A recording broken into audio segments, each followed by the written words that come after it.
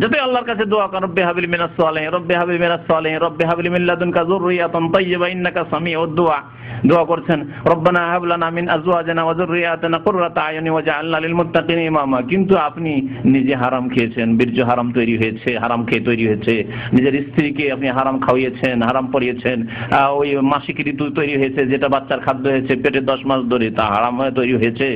তারপরে দুনিয়াতে আসলো তখন বেবি ভিডু কিনলেন, তাও হারাম, আপনার স্ত্রীকে হারাম খাওয়াচ্ছেন, তাহলে তো হারাম, এখান থেকে হারাম শুরু হয়ে গেছে। এখান থেকে শুরু করবেন চিন্তার কথা।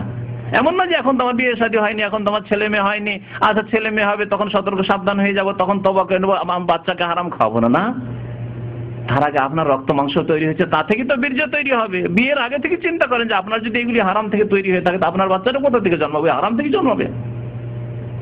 চিন্তার বিষয় রয়েছে। আমাদেরকে শিকড় থেকে চিন্তা করতে হবে যে শুরু থেকে শেষ পর্যন্ত আমাদের রিজিক, আমাদের ছেলে মেয়েদের রিজিক আমাদের জানা মতে যাতে হারাম না থাকে, জানা মতে জেনে শুনে যাতে করে হারাম না থাকে। অজান্তে কেউ কিছু দিয়ে দিল, কেউ চুরি করা জিনিস হাদিয়ে দিয়ে দিল, কেউ দাওয়াত দিল হারাম সুদের টাকা দিয়ে, ঘুষের টাকা দিয়ে, আমি জানি না কি খাওয়ালো, সেটা আলাদা কথা, আপনার জানা নেই। কিন্তু জেনে শুনে আপনার পেটে হারাম রিজিক যাবে, আপনার ছেলে মেয়েদের স্ত্রীর হারাম রিজিক যাবে, খবরদার এই যেন একজন মুসলিমের জীবনে না হয়, কারণ পরিণাম খারাপ, পরিণাম ভালো নয়। আর যদি হালাল রিজিক দিয়ে আপনার রক্ত মাংস তৈরি হয়, আপনার স্ত্রীর রক্ত মাংস তৈরি হয়, ছেলে মেয়ের রক্ত মাংস তৈরি হয়, তাহলে তার বরকত রয়েছে। সেই বরকত ইমাম বুখারী রাহমাতুল্লাহ আলাইহির জীবনে দেখা গেছে। তার পিতা ইমাম বুখারী রাহমাতুল্লাহ আলাইহির পিতা ইসমাইলের যখন ইন্তেকাল হয় রাহমাতুল্লাহি আলাইহিম আজমাইন, যখন ইন্তেকাল হয় তখন তিনি বলেছিলেন একটি কথা যা ইমাম বুখারী রাহমাতুল্লাহ জীবনীতে উল্লেখ করা হয়েছে, লা আ'লামু ফি জামি'i মালি দিরহামান মিন শুবহা। আমার যত ধন সম্পদ, পরিত্যক্ত ধন ছেড়ে যাচ্ছি মৃত্যুর পূর্ব মুহূর্তে, আমি যেসব ধন সম্পদ দিরহাম ছেড়ে যাচ্ছি, একটি টাকাও, একটি রৌপ্য মুদ্রাও, দিরহামও আমার হারাম তো দূরের কথা, শুভা সন্দেহ থেকেও নেই। অনেক সময় হারাম তো নয় কিন্তু সন্দেহ আছে, জানি না হালাল কিনা, হালাল হইতেও পারে আবার নাও হইতে পারে, ঠিক না? এইরকমও নয়। কি বলছেন? লা আলাম, আমি জানি না, ফি জামিয়ে মালি, আমার যে ধন সম্পদ যা কিছু রয়েছে তাতে দিরহামান মিন শুভহা, একটি দিরহামও সন্দেহর নেই, সন্দেহ মুক্ত, হারাম মুক্ত, সন্দেহ মুক্ত, হালাল একবারে 100%। হালাল আর হালাল, হালাল ছাড়া কোনো হারাম এক পয়সা আমি আমার স্ত্রী ছেলে মেয়েদের জন্য ছেড়ে যাই না। ইমাম বুখারী রাহমাতুল্লাহ আলাইহি দ্বীনের শিক্ষা, হাদিস মুখস্থ করা, মুহাদ্দিসিনদের কাছে গিয়ে হাদিস শোনা কখন শুরু করলেন? আমরা ছেলে মেয়েদেরকে বড় হয়ে যায় পড়াশোনা করাই না, বড় হয়ে যায় পড়াশোনা করেন। আর আজকাল পড়াশোনার যুগ হলো, পড়াশোনা কোথায় করায়? 3 বছর 4 বছর বয়সে কেজি স্কুলে ইংলিশ যাতে বলতে পারে, অনার্গল আমার ছেলে ইংলিশ বলতে পারে। আমার ছেলে 8 বছর বয়স হয়নি, 9 বছর বয়স হয়নি, থ্রোল ইংলিশ বলে। এগুলি হচ্ছে আজকাল গৌরবের বিষয় এক শ্রেণীর মুসলিমদের। দিন সম্পর্কে 18 বছর, 20 বছর, 25 বছর বয়স হয়ে গেছে, নামাজ পড়ার শুরু থেকে শেষ পর্যন্ত সুন্নতি তরিকাই জানে না, দোয়া সূরায় মুখস্থ নেই। বাস্তব প্রমাণ আমরা মানুষের কাছে গেলে জিজ্ঞাসা করলে বুঝতে পারি। 25 বছর, 30 বছর, 40 বছর বয়স হয়ে গেছে, আত্মায়াত মুখস্থ নেই, দুরূদ মুখস্থ নেই, নামাজের নিয়ম কানুন জানেন না। যারাও নামাজ পড়েন তাদের অধিকাংশ ভুল দিয়ে শুরু করেন একাধিক, আর ভুল দিয়ে শেষ করেন। যারা নিজের নামাজটাই ঠিক করতে পারলো না, তারা বাকি জীবন কি ঠিক করবে?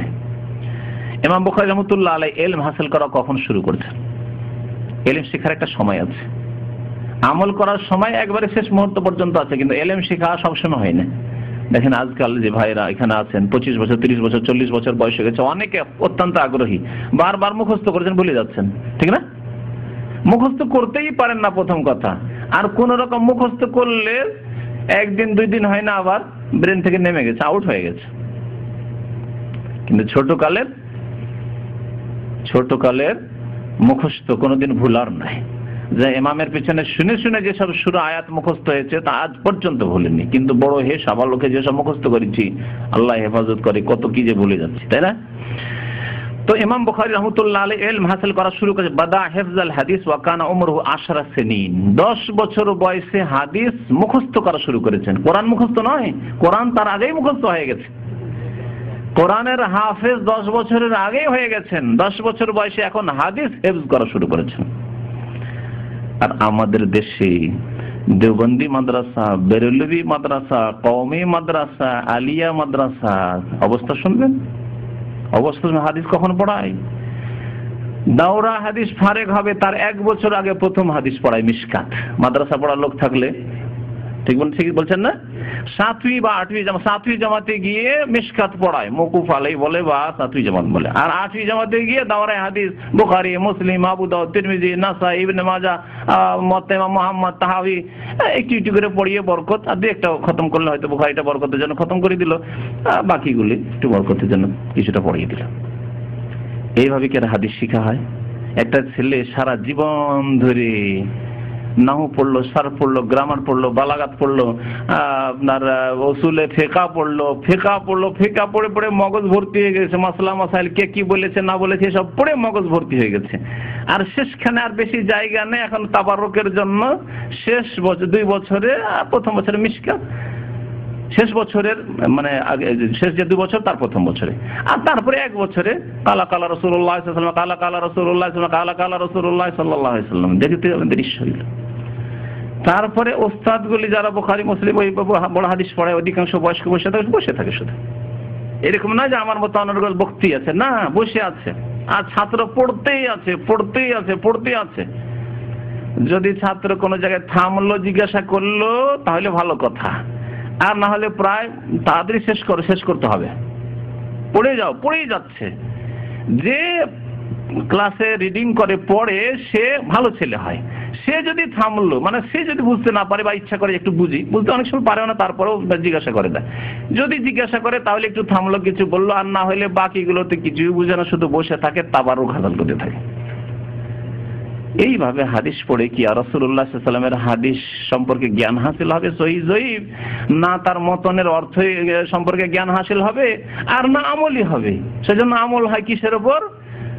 অমুক ইমাম সাহেব এই বলেছেন, অমুক এই বলেছেন, অমুক মাসলা এই রয়েছে, বাকি হাদিসে কি রয়েছে সব বরকতের জন্য পড়া হয়েছে, আমলের জন্য নয়। ইমাম বুখারী রাহমাতুল্লাহ 10 বছর বয়সে হাদিস শুরু করেছেন মুখস্থ করা, যাতে হাদিস দিয়ে মগজ ভর্তি হয়। তাই আল্লাহ পাক তাদের মগজকে হাদিস দিয়ে ভর্তি করেছেন। আর যারা অন্য কিছুর পিছনে ছুটেছে, হাদিসের পিছনে ছুটেনি, তাদেরকে হাদিসের আল্লাহ ইয়াতিম করে দিয়েছেন। হাদিস সহিহ জয়ীফ জাল তো বুঝেই না, আর হাদিসের মতন কিছু বুঝলো, যদি তাদের ভালো হলো তো কিছু বুঝলো, তারপরে হাদিসের আমল করা নেই। হাদিসকে কেমন করে তাওয়িল করে তার অর্থ বাঁকা করে নিজের মাযহাবের দিকে নিয়ে যেতে হবে। না, বুখারীতে থাকলে কি হবে, আমাদের দলিল অমুক কিতাবে আছে, এটি হচ্ছে তাদের তরিকা। বুখারী মুসলিমে আছে কিন্তু ওটা আমাদের মাযহাবে না, আমাদের মাযহাবের দলিল আছে ওই তাহাবীতে আছে, ও মুওয়াত্তা মুহাম্মাদে আছে, ওই ইবনে মাজাহতে আছে, না হয় দারাকুতনিতে আছে, না হয় বাইহাকিতে আছে। এইরকম ভাবে হাদিস পড়ানো হয়, আর সহিহ হাদিস থেকে দূরে সরিয়ে দেওয়া হয়। কারণ হাদিসের শিক্ষা যেমন ভাবে দিতে হবে, সালাফে সালেহিন মুহাদ্দিসিন কেরাম যেভাবে শিখেছেন সেইভাবে শেখানো হয় না। প্রথম থেকে যদি হাদিস শেখানো হতো তাহলে তার চিত্রই অন্যরকম হইতো। হাদিসের উপর আমল, আল্লাহর কথার উপর আমল, আর রাসূলুল্লাহ সাল্লাল্লাহু আলাইহি ওয়াসাল্লামের বাণী এবং কর্মের উপর আমলের উপর আমল হইতো। কিছু ভাইরা রয়েছেন যারা শুরু থেকে হাদিস পড়ান, 7-8 বছর ধরে তারা হাদিস পড়ান। আজকাল নতুন সিলেবাসে প্রথম 40 হাদিস পড়ান, তারপরে বুলুগুল মারাম পড়ান বা উমদাতুল আহকাম পড়ান, তারপরে মিশকাত পড়ান, তারপরে 1 বছরে তিরমিজি পড়েন, আর 1 বছরে আবু দাউদ নাসাই পড়েন, তারপরে গিয়ে বুখারী মুসলিম পড়েন। এইভাবে যারা পড়ান 5 বছর 7 বছরে হাদিস পড়লে মোটামুটি একটা অবস্থায় পৌঁছা যেতে পারে। যদিও এতে হাদিসের পণ্ডিত হওয়া যায় না, কারণ ভারত, বাংলাদেশ, পাকিস্তান এইসব দেশেরই আমরা মানুষ, এইসব দেশে হাদিসের সনদ পড়ানো হয় না, মানে সহিহ জয়ীফ কেমন করে হয় এই সাবজেক্টটা পড়ানো হয় না। তারপরে অর্থ, মতন, তার সারহা, ব্যাখ্যা মোটামুটি কিছু দূর এগিয়ে যাওয়া যেতে পারে যদি ভালো মেধা শক্তিওয়ালা ছেলে হয়। তো ইমাম বুখারী রাহমাতুল্লাহ আলাইহি 10 বছর বা আকাল বা 10 বছরের কম বয়স তখনই হাদিস মুখস্থ করা শুরু করেছিলেন। প্রথম সফর নিজের এলাকায় যে সব হাদিসের পণ্ডিতরা ছিলেন বোখারার আশেপাশে, ওখান থেকে শিখা হয়ে গেছে, এখন দূরে যেতে হবে। আমরা যখন মাদ্রাসায় পড়াশোনা করেছি ওই রকম করেছি।